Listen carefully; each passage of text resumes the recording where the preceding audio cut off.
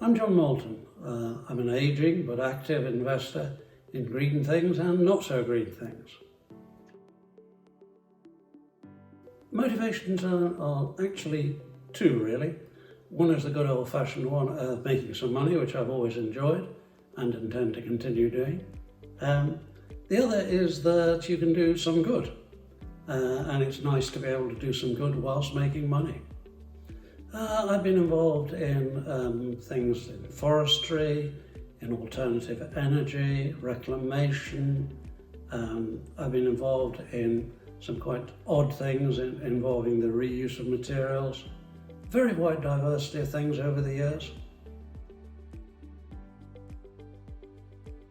I've been investing through Guernsey vehicles one way or another since 1985. It's worked pretty well. The rules tend to be pretty sensible. Regulation has tended to be very sensible. And things have been allowed to develop when they needed to develop. It's a good place to invest in. Yes, most of them, one way or another. They're pretty good. Their level of expertise is high. They're eminently usable and a lot easier than trotting off to London.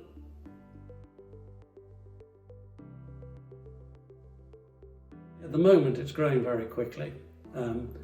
It's become very fashionable, politically correct, and rewarding to invest in sustainable and green activities. Because people are investing in green things, green assets are going up in price, so you get an increased performance. So you get a virtuous circle driven by good old-fashioned profit as much as by anything else. People are merely doing the things that actually make them more money. For most family offices, profits remain the main game. If they can do it and do some good at the same time, they like that. Some family offices are more genuinely green, sustainable first, profit second, but they are very much a minority. I see the pressure from right the way up and down. Older people are just as likely to be interested in the environment, in some cases more so. They have more time to do it, they're more experienced of the adverse effects of a poorly run environment. So no, I don't think there's a particular age issue.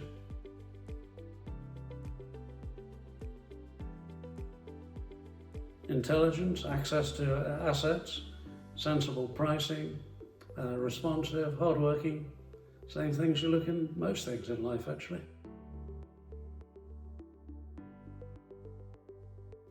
Well, there is clearly a connection because of the rise in value of the green and alternative investments. Not many offices really divide their activities. They may have an allocation towards greener stuff, but it's not a clear distinction in most of the offices I know. I know one where there is such a very clear distinction, but that's unusual. Most people are into mixed motives, making money and doing some good at the same time. Things are changing quite quickly. The adoption of zero carbon targets by governments has sped things up really rapidly. So we're seeing new activities. A year or two back, nobody was talking about using forests as a way of taking CO2 out of the atmosphere. Now that's suddenly become very hot. People are trying to buy land to plant forests in. They're setting up tree nurseries. They're finding species that actually hold more CO2 and last longer. Really quite dramatic, different changes. You've seen the growth in the cost effectiveness of alternative energy. So wind farms, which were really very expensive offshore, have now suddenly become within reach as an affordable way of doing things. Things are changing and evolving rapidly. Battery power, all kinds of ways of heading to that net zero are coming in, some of them very non-traditional.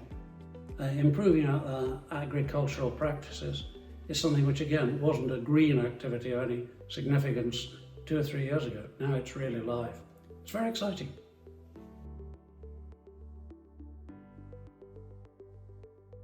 Absolutely, there will be a point at which there will not be a return on investment, and that'll probably be because there'll be too much government intervention making there be too much of any particular kind. Alternative energy is a complex game. Solar's great, but the sun doesn't always shine. Wind's great, but the wind doesn't always blow. You really got to have it mixed with other forms of energy, and it's quite easy to end up in the portion of the supply chain where there's too much capacity, at which point you will not make a return. Now, it's not easy green investing at all, and picking out what's truly green as opposed to what's painted green is sometimes difficult as well.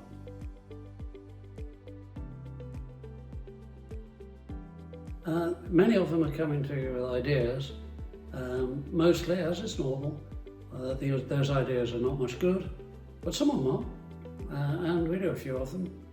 I've probably got about 15 types of green alternative energy type investment in my family office.